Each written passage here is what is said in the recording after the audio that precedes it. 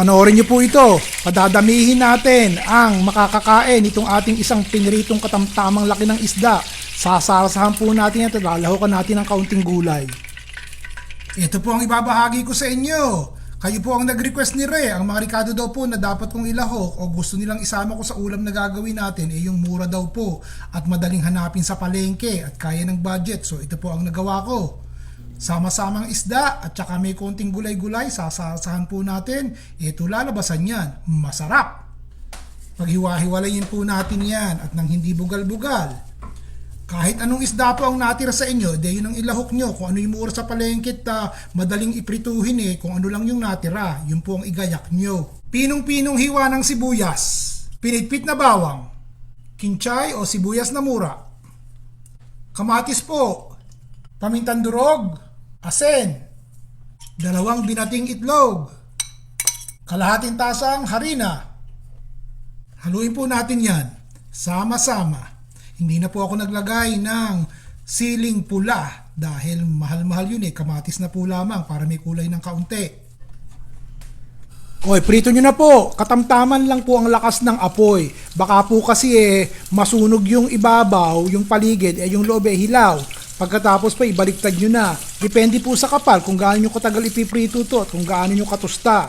Kung kayo po'y nanonood pa hanggang ngayon dito sa ating pagluluto, shoutout po sa inyo. Pakibanggit nga po kung taga saan kayo at saan kayo nanonood nang malaman ko kung hanggang saan nakakarating tong video na aking ibinabahagi sa inyo. Maraming salamat po. Yung pinagprituhan po ng isda ang gagamitin natin. Gisa na po tayo ng ating bawang. Lagyan na po natin ng sibuyas. Lagyan na po natin ng maraming luya. Sangkutsahin sandali bago po ilagay ang ating kamatis. Dapat po walang kamatis pero gusto ko po yung makulay kaya naglagay ako ng kamatis. O lagyan na po natin ng curry powder. Pagkatapos yan tubigan po natin, sabawan natin ng katitik. Lagyan na po natin ng patis. At lagyan nyo rin po ng konting pamintang durog. Pagkatapos po kung gagamit po kayo itong flavoring, yung ating nor powder, maglagay po kayo. Hindi kinakailangan Baka po matuyo, maglalagay na ako ng sabaw 1 tasang tubig po yung aking inilagay. O pagkatapos nyan pakukuluin po natin yan. At kapag pagkatapos po ng 2 minuto kumukulo-kulo na. Lalagay na po natin itong ating gata. Ito po kalahating lata po ng coconut milk itong aking inilagay at natira lang ng 1 araw. O haluin po natin yan at yan din po ay pakukuluan natin. Timplahan nyo na, tikman nyo at kung maayos na panlasa tumigil na po kayo dyan. Ako po'y maglalagay ng konting asukal, katitik. Kung ayaw nyo pong maglagay ng asukal, nasa sa inyo na po yun. Ayos din naman po kung wala Haluin nyo po sandali, ilakas nyo na po yung apoy at nang kumulo agad nagugutom na ako. O di ba, lalagyan natin ng konting gulay kung ano pong meron kayong berde katulad nito. Maraming dahon ng malunggay ang ilagay nyo ng sumarap-sarap at maging masustansya at nang makakain ng mga anak nyo ng masustansyang may sarsa. O pagkatapos po nyan kung gayak na kayo at kakain at nandyan na sa hapagkainan ng buong pamilya ilagay nyo na po itong ating piniritong isdang tortang tostadong-tostado. At huwag kalimutan ang siling labuyo para may konting sipa po talagang papawisan kayo sa pagkain itong ating ginawa.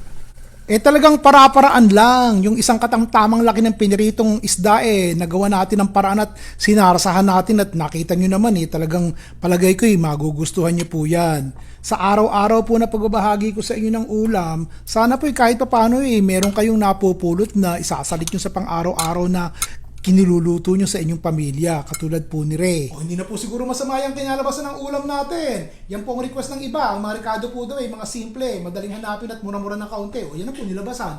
Bukas, sasarapan po natin. Basta, mag-comment po kayo din sa baba at susundan ko at yun ang lulutuin natin. Okay po, Ron Bilaro.